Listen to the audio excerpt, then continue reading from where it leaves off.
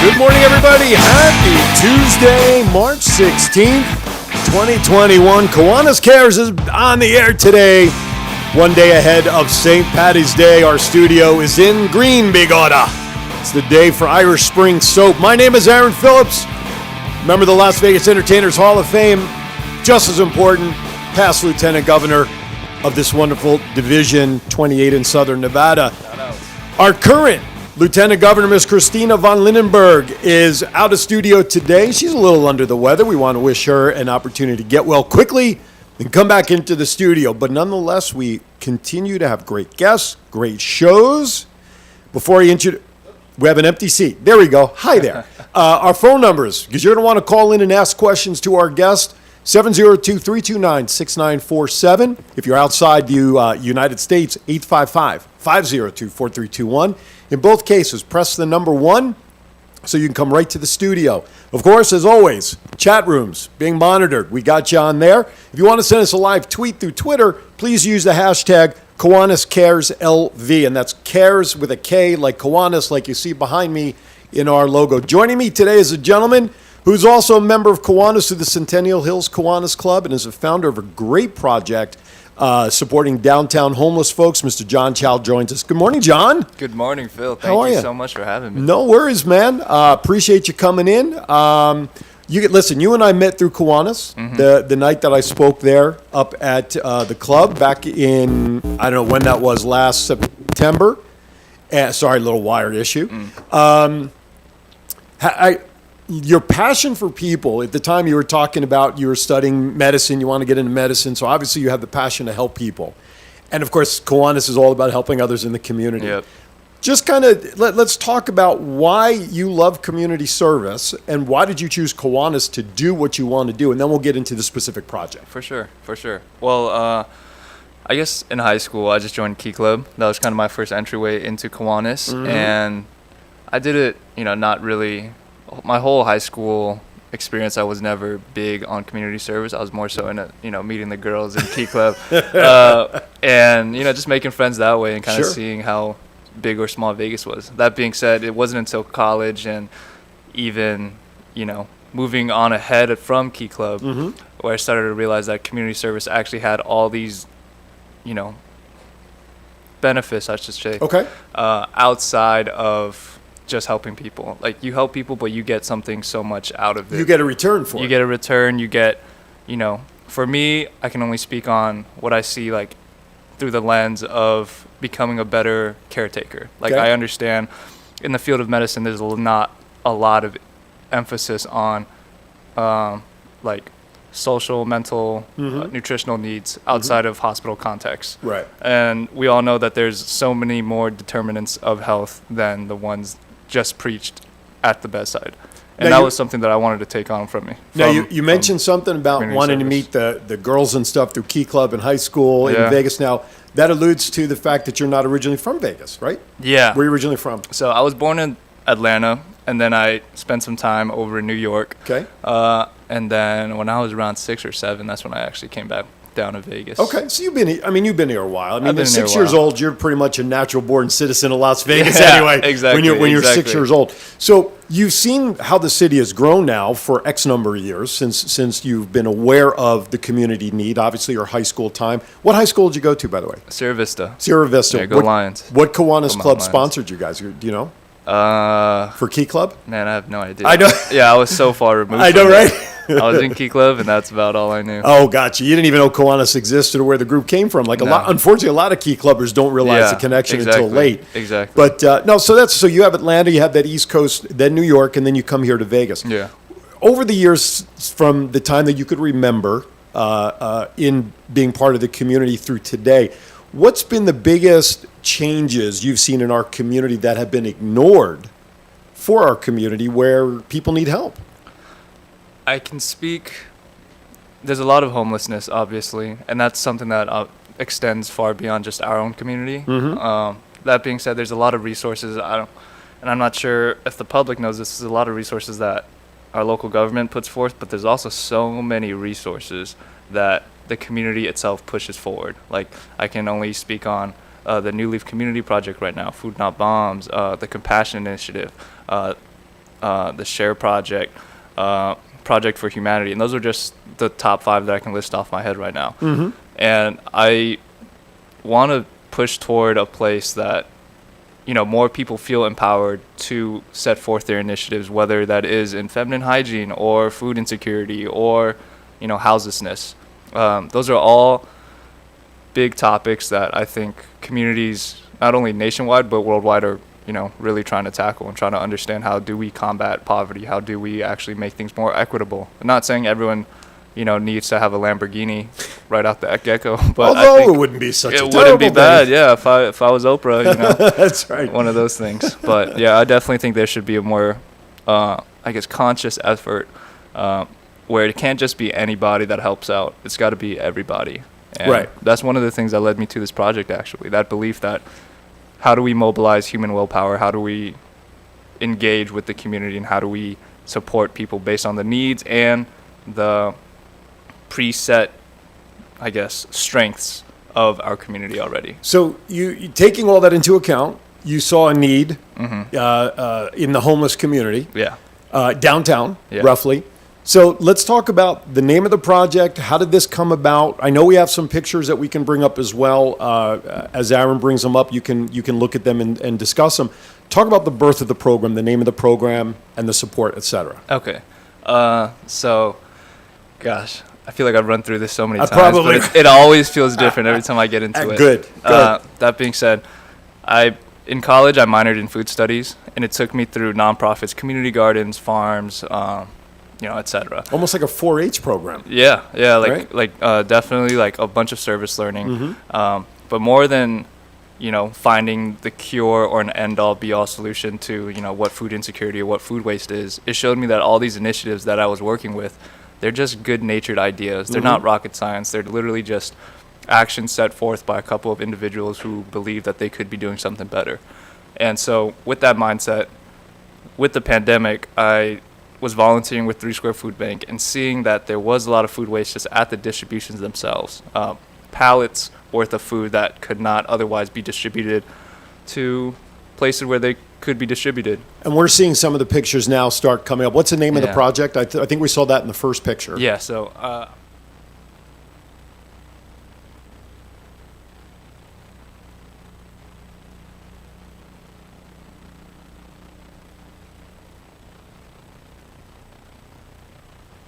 and the medium at this point is just fridges, but who knows what it could balloon to, because I don't think these are, the end-all be-all solutions, but I do want it to be something that people can just kind of hang their hat on and be like, hey, this is something I'm thinking about. And if it's a fridge right now, so be it. But this had to raise a lot of questions in your mind. Okay, so I had this idea. I want to get food available to people on the streets. They know that it's there. But now you're also dealing with, quite honestly, you're relying on honesty of people when they go.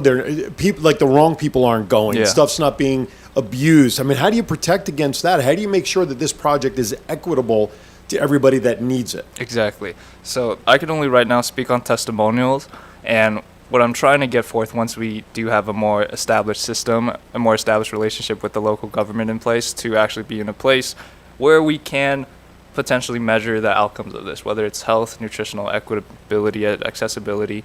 That said, we do have some testimonials of a couple people taking a little too much from the fridge. And some people even like throwing food out the street. But that's only in very specific locations. And with cases like that, I don't think they're representative of the good that the fridge actually does, because you only hear those select cases as opposed to all the different microcosms of good that it does cause. Like we see people down the street who take their food that they get from the shelter and then they put it in the fridge in exchange for just like an apple, because they understand the message, like take what you can, take what you need, leave what you can. And I think it's so powerful because it does elicit the response not only from people who donate, who obviously like all love and support and thanks, gratitude goes out to the donors who resonated with this project enough to be able to donate.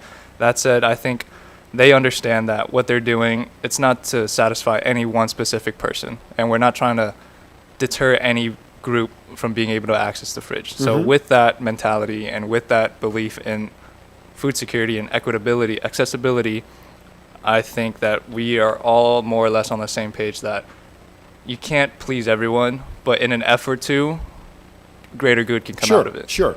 So, all right, so you had this idea, we want to get food to the homeless. How did this materialize in your mind that you then, obviously you had to go talk to people and say, hey, here's my idea, can you support me? Yeah. Who was the first organization or person that said, John, I like this idea, want to get involved, what can we do to help? Who was that? How did this all come about? Because getting refrigerators donated, I'm presuming. Of course, the food we'll talk about in a second. Talk about that first step. Where were you on that first go-around and how this thing finally got started? Yeah, so United Movement of Organized Kindness, shout-outs to Peter Politis and Sophie Politis and the whole family that works down there. They were the ones that I first reached out to and really asked them, hey, I guess they weren't the first ones I reached out. I reached out to a number of places before then, but it's a hard sell, as you can imagine. Sure. It's like, hey, I want to put a refrigerator on your property for this reason that you've never seen been before. tried Yeah. But I just tried to approach it. I didn't want to persuade anyone. I was obviously trying to resonate with some people's ideals and values, and then that's where I kind of found my sweet spot with United Movement of Organized Kindness. So they're an organization that basically handles a bunch of the waste from companies like Amazon, Walmart, etc. And then they find a purpose or second purpose for those items that are otherwise left to go to. Because there's rumors when we had buffets here in Las Vegas, unused food that they had to get rid of. Sometimes went downtown to help the homeless, but a lot of times they went to some of the farms in the outlying areas of our valley for the animals there. So really, you were looking for that same type of leftover, so to speak, to redistribute direct to the people of our community. Yeah. And I think that's a tremendous one of those like V8 moments. Oh, how obvious is this? Exactly. We got all this food. Now, okay, so you have, what was the name of the family, the organization? The Politis family. Politis family, and they say, all right, we're behind you. Okay, so now you had to establish a location, you had to get a fridge, and then you had to start stocking it. Yeah. Talk about the logistics of that happening. Okay, the fridge, once again, I have to shout out all the support that we get from Instagram because that's where I usually post all our musings, all our updates. Which is what? What's the handle for Instagram? It's LV Town Fridge, LV Town TOWN Fridge. There you go. FRIDGE. Okay. Yeah, like everything that all our operations are based strictly off of volunteer manpower and willpower. So the fridge was donated from someone who reached out. The stocking, my original aim was because I was spending so much time at the food banks, at the distributions, that I could just on any given day, any given weekday, donate around like 4 to 5 boxes of food, just because that was the average amount left over. And other days there'd be 15, 20. Right. So that being said, I'm glad I haven't been needing to as much because the community support and the community engagement with this fridge has been so overwhelming. Like every time we get a new fridge up, within an hour of it being stocked, there are people literally lining up by the fridge to donate, either food they have from their own houses, food that they get at the end of a shift at their restaurants or their bars, like bakeries, like just an enormous, a staggering amount of leftover food that all now have another stop before they end up in the dumpster. So but the project has only been up and running a year-ish? Like 8 months-ish. Okay, yeah. so just under a year. Yeah. Where is the original location when you got it started? It was on 1010 North Main Street. Okay. 89106 is the zip code, and that's in a pretty underserved area of Las Vegas. So is that on somebody's property? Is that in front of a store? Yeah. What kind of location is it? So that was on the United Movement UMOC property, Gotcha. just right on their property line. And then since then, we've learned that we've had to make adjustments, and that's what we're currently trying to negotiate with the city. Just like, what is the future of this? Where are the places that we can put these, and try to see. So the city had a problem with the location Yeah. you're alluding to? Yeah. And what was their concern with the location? It was just as opposed, because I reached out to the health district beforehand. I tried to get in touch with the city as best as I could for someone who had never, engaged with the local government up until then. Sure. And from what I gathered, it seemed the health district gave us the A-OK, it seemed like. I was speaking with one of their senior supervisors, and they said, hey, it's good, best of luck, just let us know where they are, you Okay. know. That being said, moving on with the city, the dialogue, the tone shifted a little bit. It became immediately like, where are you putting this? Like what if a child gets trapped in the fridge? Like what if, and those are all very liability valid, style issues. very valid concerns. And I tried to address them as best I could. The fridge thing, no fridges now are made with those unlockable doors. Right. The latch. Yeah, the latch. And then a lot of their concerns rooted in just like where the fridges were. So land, like zoning use, land use, what the property is zoned for, and Gotcha. a bunch of like really like how should I say this? Things I just never considered. Like what the heck? Like Okay. I just thought We could just put a fridge here. Should be no problem. I mean, not necessarily Well, yeah. as succinct That's as simple, that, but yeah, right. exactly. But Okay. What was the weirdest thing that they said why you can't do this? That you looked like you just alluded to. It's like, well, why not? I mean, but what was the weirdest one that they came up with saying you can't do this here because? yeah, I'm just curious about the craziness of laws. yeah, exactly. So the first kind of charge, and this has been the common theme, as opposed to it being, you know, like I said, about like food safety or accessibility, it became more so like, okay, we have this fridge on the property line. You have to move it back at least 10 feet. So location and Location, stuff. yeah. Gotcha. It's stuff like that. And then I realized there's not a lot of communication between different city departments. Oh, is there ever? Yeah, that's what I'm saying. Like I expected at the very least the people who were giving us the ticket, the citation for it in the first place would at least have a connection or like a number that you can call for assistance. Right. As opposed to being like, hey, this is my job. I don't know anything else. Like, good luck. Gotcha. And then Yeah. it became a lot of, you know, like, Red tape and a lot of back and forth. a lot of oomph to be like, A lot of oomph. yeah, I where like else that. am I going to go? You're watching Kiwanis Kares. This is the show all about the Kiwanis Clubs of Southern Nevada Division 28. We are on Facebook. We thank you for tuning in today, making us part of your Tuesday as you get ready for St. Patty's Day. Whatever you do, be safe tomorrow, whether you're Irish or not. Everybody tends to get a little green one way or another.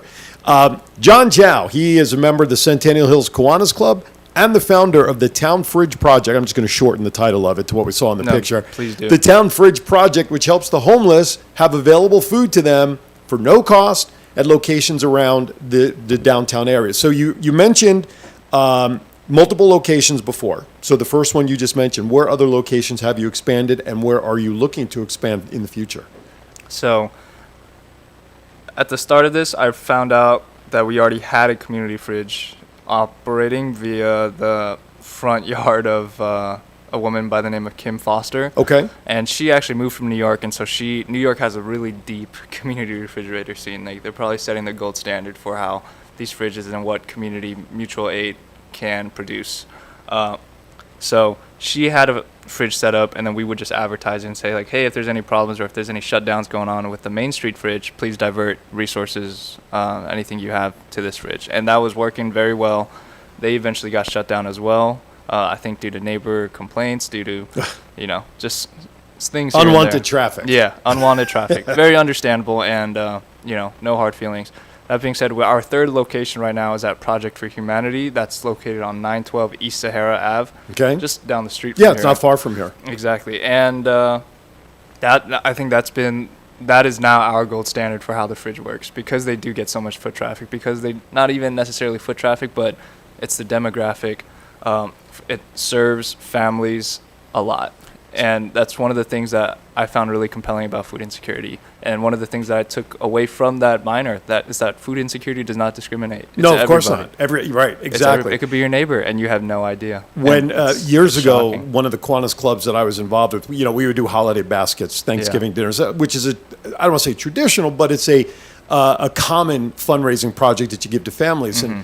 And the club that I was associated with was up in the Lakes area of town near Summerlin, and people had a hard time believing that people up in that area did not have food. Yeah, So, you know, it's like you said, you know, hunger does not discriminate. exactly. The need for a roof over your head does not not discriminate. So, now, what are the hours of the fridge? Is it open 24? I know there's no locks on it, but in theory, what time can people 24/7, 365? Yeah. As of now, all the fridges, our one fridge at the moment is 24/7. Okay.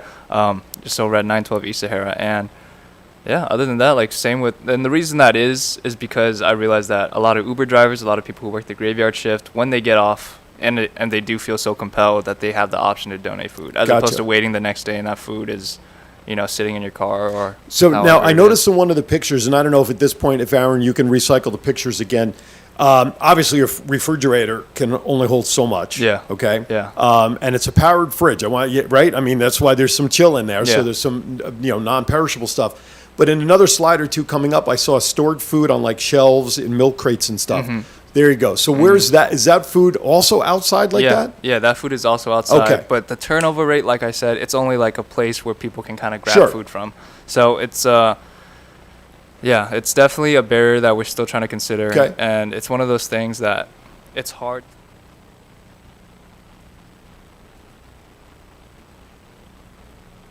Expanding it out. And just like thinking about optimization. That's the Project for Humanity Fridge, 912 East Sahara. Okay. That pantry was also at 912 East Sahara. Gotcha. So everything we're seeing is at that location. Right now. So within 5 years from now, let's forecast a little bit.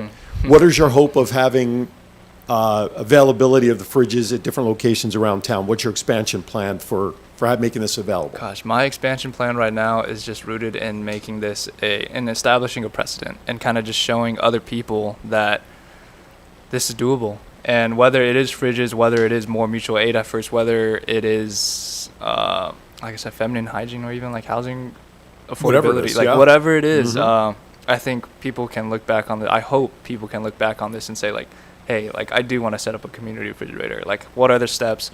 Please reach out. Like, we'll show you, like, we'll teach you, we'll provide any resources we have. And then that being said, I see myself taking more of a back end. I was just going to say, so it sounds like you've set up the game plan with the one that you have. Mm-hmm. Now you're looking for support from other individuals to maybe create their own fridge in a location needed, not necessarily you go out and set it up. Mm-hmm. But obviously you would provide the step-by-step guide, through all the red tape that's needed, because obviously in Vegas, you have all the different little counties and this, and Summerlin has those HOA things, and there's a lot of... Henderson has their own, North Las Vegas has their own. But you can also spread this nationally. Have you thought about that? Well, as compelling as that is, the great thing about this is I was actually inspired from a bunch of other fridge operations, like New York, LA, Chicago, Florida, Oregon. There's fridges that pop up absolutely everywhere. And what I noticed in the towns that you mentioned, although Oregon's not a town, it's a state, I know my geography. You mentioned high-profile metropolitan areas, Chicago, New York, places in Florida. Yeah. So, again, this goes back to what you said. Hunger does not discriminate, but what you're talking about is the locations in major cities.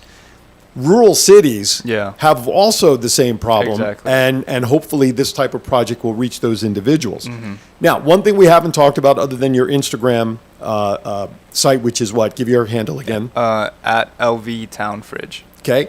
What other methods can people reach out to you if they want to set up a fridge, they want to donate, whatever? How can people reach out to you to learn more or get involved in some way? The best way is our email, so lvtownfridge@gmail.com. That's probably the best way to reach out to me. Okay. And you're available pretty much all the time. I find time, and I'll respond to an email at 3 a.m. if I have to. No, I want to mention this. You kind of touched on it at the beginning of our interview. He's studying medicine on top of all of this. You're done studying right now, right? So your next step, if you were to pursue your medical career, is what? Setting up an internship and all that now? No, it's getting into med school. If any med schools are listening. Yeah, really. Come on, med schools. You could probably set up a fridge in a med school because of everybody who needs, seriously. Study time. UNLV is another location that we're scouting out right now. And okay. There's a lot. If I get to it first, the fridge, I think, like, we're going to make it happen. But if someone else gets to it, that's amazing. That's also amazing. Right on. Like I said, it can't just be anybody. It's got to be everybody. Oh, of course. For all these problems. And I think that's the best thing that I want to kind of leave people with, even more so than, like, the addressing food waste and food insecurity. Sure. It's like everyone has a part to play. Right. And I think it's all doable. You just got to put the head to it. It's like the old saying, and I know I'm going to botch the saying because I barely remember what I had for breakfast a couple hours ago. But, if I catch a fish, I could eat for today. Yeah. But if you teach a man to fish, teach a man you can eat for the rest of your life. Yeah. So, it takes a village to raise a child. Exactly. And that's kind of what you're doing here. the child being our community. And as the village around that, we need to come together, especially now. Yeah. Not that hunger or homelessness or all those things that you mentioned, which they don't discriminate against anybody, gender, whatever, religions or whatever. It just seems because of what's been going on in the world the last year with COVID and unemployment skyrocketing, that the needs of others has really gotten under a microscope, more so than ever before, which is unfortunate that it takes an event like this to say, you know what, maybe we should help somebody. Yeah. That I think the timing of a project like this, getting out there, and local TV stations here in town have interviewed you and have profiled the project. This is a project that's worth sharing with your friends and family. You can, I have a quick phone call coming in. Joining us now on the hotline, courtesy of caller ID, is our current Lieutenant Governor, Christina von Lindenberg, joins us on the phone. Good morning, Lieutenant Governor. Good morning, Christina. Good morning. How are you? I'm doing great. I'm not. You need to drop the volume in the background. Yes, I need to do something. We have a couple of minutes. Yep. I know that we have almost finished. Yep. And I congratulate John. I'm sorry that I couldn't be there. Oh, that's all but good, I'm Christina. You're here in amazed spirit. of all the programs that he has done in such a short time. So I'm really amazed, and I'm so proud that he's part of our Kiwanis family. Well, thank you, That's all Christina. I wanted to say. Thank you. I'm glad I was able to find you guys at the food distributions. And there was something that Christina put in the chat room that the folks that are supporting the project are also Kiwanians. And that's important because, again, Kiwanis coming together as a community to help others in our community, but the support doesn't have to just stop with Kiwanians. Anybody, like you said before, should be involved to help. Exactly. Right? Again, thank you, Christina. How you feeling, by the way? You sound okay. I'm doing much better. Good. Well, I'm glad you had a few minutes. Next time I should be there. Good. All right. I'm glad you had a few minutes to call in and say hi to John. So we're holding down the fort here for you. All right. All right. Have Feel a better. good day, both of you. Thank you. Christina. Say hello to Aaron. Okay, bye-bye. Bye. All right. So we have about a minute left. We want to thank all of our sponsors. Lonnie Warren, of course. We saw his logo and stuff on the screen throughout the show. And all these other folks are supporting this show. Kiwanis Kares. It's a show about Kiwanis here in Southern Nevada, Division 28, which you can find us on Facebook, which, of course, if you're watching the feed right now, you already know that. Go Live Vegas. You can download the mobile app and continue to follow the station and the great music that's here when a live show is not on the air. And again, we want to thank all of these folks that you see here on the screen for supporting our Kiwanis Kares initiative and letting people know that Kiwanis, number one, exists. We are not an airline company out of Australia. We are a community service organization that's been around for over 100 years, helping and support those in need. And when you have a project like Town Fridge, folks, this is the kind of project that puts an exclamation point on how we support our community. John, thank you so much for taking time this morning. I have goosebumps because of the project right now as we're talking about it. Thank you guys, seriously. Stay in touch with John, help support. If you have a location, want to start your own fridge, whatever it is, make sure you follow Town Fridge. All right, for our current Lieutenant Governor, Christina von Lindenberg, who we just heard from, for Aaron Ellickus on the board, and we want to thank each and every one of you out there for watching today. Kiwanis Kares will be back with another episode in 2 weeks. Make sure you tune in. As always, I'm Aaron Phillips. Be kind to everybody, just like John says. Why? We're all we have. Thank you for watching. We'll see you next time. Happy St. Paddy's Day.